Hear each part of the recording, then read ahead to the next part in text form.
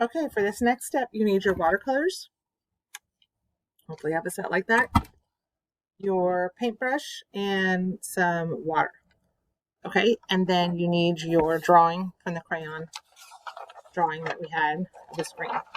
Okay, and then if you've got it, a picture of the actual screen to work on. What I do with that. Okay, so I'm working off this front of this magazine.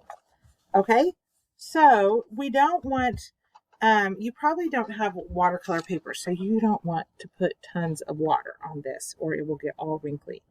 Okay, so I'm just going to take, and I dipped in my water, and I don't know if you can tell how wet this is, but that's about what we want it to look like. We don't want it to be watery all over, and this is about what I want it to paint like if it paints in the lid.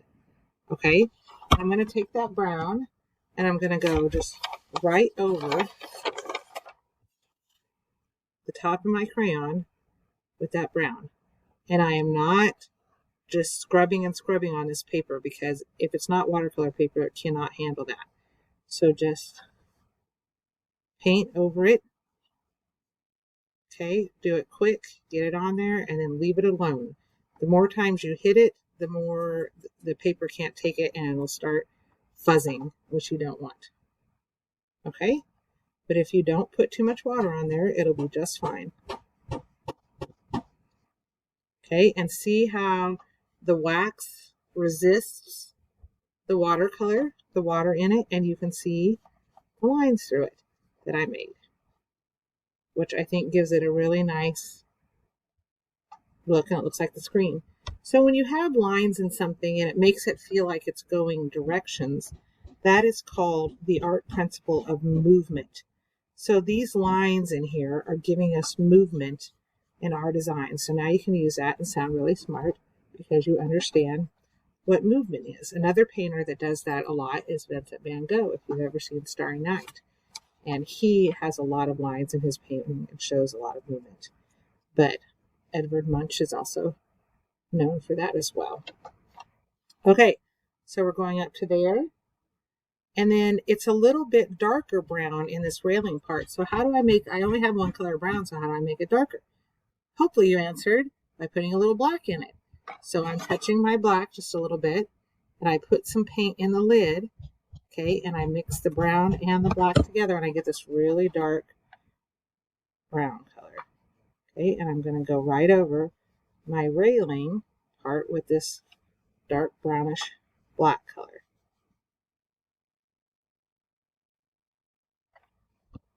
Okay, and the nice part about this is I don't have to touch the part I already painted because my crayon line makes that edge for me, so then I don't have to worry about my paint bleeding into my other color, which is a really nice part of doing watercolors this way.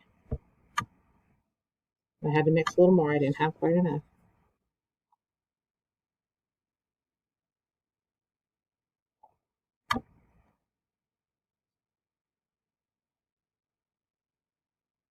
Okay.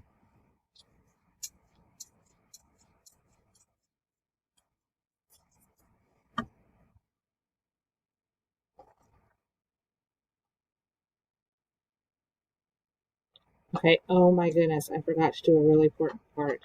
So we're going to go back and do it real quick. Good thing I haven't got to this part. So up in the sky part, I want you to take probably a yellow crayon, or it could be an orange, and write in some of the things that make you scream. So I am not a fan of snakes. So I'm writing snakes in here. See if I can do this upside down. I'm not a fan of mice. They make me scream. Spiders. What other things make you scream? Sometimes they scream at my kids. So I'm going to put my kids here. What other things is there? Food. Brussels sprouts are terrible. Make me scream. Okay, so take a little time and put all 10 of your things in your background. Okay, so I've got all 10 of my things worked into my background. And look how I just followed the stripes of the background and worked them in. Okay, so I just worked them in. That makes it kind of unique and a little different, so we're not just flat out copying. Okay, so then over here I need a lighter brown, and then in here I need a pretty dark brown, and then yellow, and then lighter colors. So I want to do my darker colors first, because there's a good chance I'm going to have to change my water before I go to the light colors. Okay, so I'm going to go with just my regular brown over here. And as I paint it, I want to kind of follow the direction of the strokes I drew in there. So you want to paint the same direction of the lines that you put in with your crayons, okay?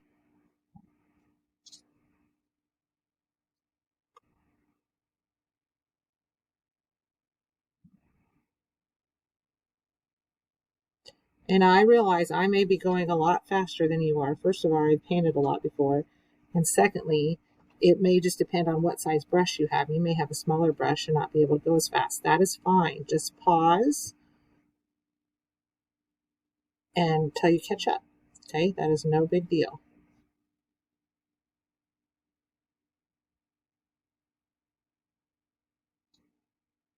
Isn't that cool how those words show up?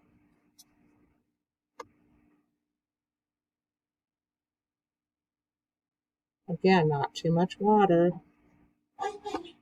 just enough to get it on there fast, but not so much that I'm making my paper fall apart.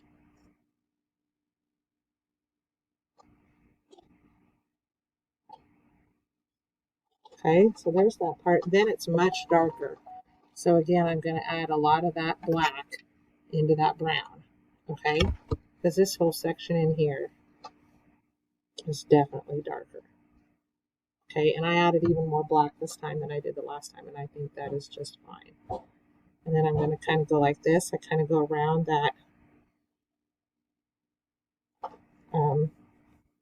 light section up there and go right through here like that. Hey, sweetie, are you done? Okay, I'll be there in just a second. Okay, I'm back. I'm continuing to paint my dark blackish brown color in here. And again, remember to follow the directions of your crayon lines. Just paint right over them.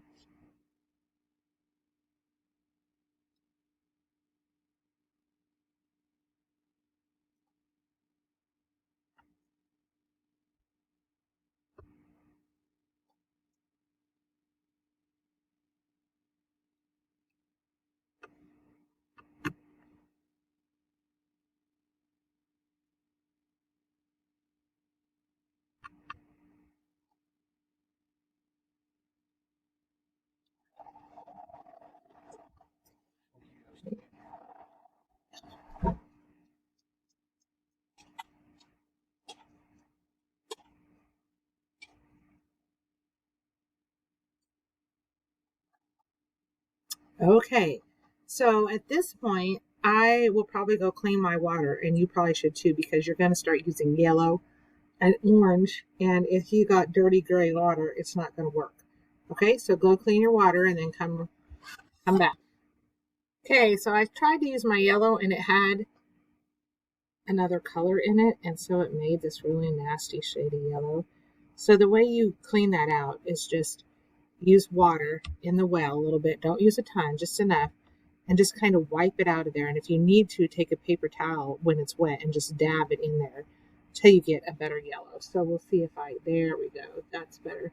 Luckily, the yellow on that isn't a real perfect yellow anyway. So over here, we're going to make this little yellow splooch.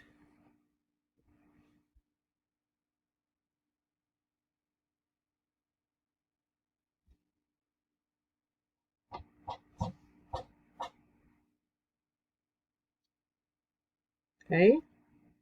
And then up above, it kind of goes orange and then yellow. So I'm going to just do some stripes of yellow through there. And again, it does not have to be exact, okay? That's the nice part about this one. It'll still look really cool even if it's not. People will understand what you're trying to do even if it's not exactly the same. Okay, and then I'm going to switch to my orange. And that you can do without getting new water because the orange is a slightly darker shade than the yellow, so you can just do that with no trouble.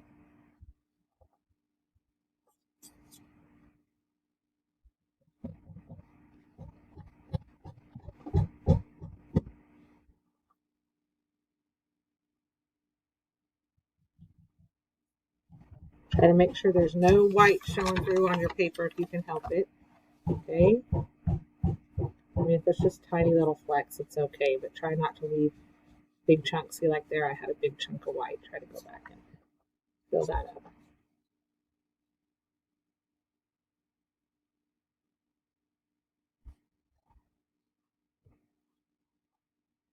Really try to brush. Long strokes. Keep that plenty of water on that brush, and it'll go on a lot faster. Okay, and I am just about done. And when I get done, I need to find a nice flat place for this to dry. Okay, and then once it's dry, we'll be able to glue stuff to it, but it has to be dry first. And then the other thing you might do, talk to your teacher. Once it's dry, you can turn these upside down and iron them a little bit, and that will make them nice and flat again. Okay, so you should have something. Let's see if I can hold this up so you can see this well. When you're all done, it kind of looks like this. So that should remind you of the screen. Now we're going to do our self-portrait.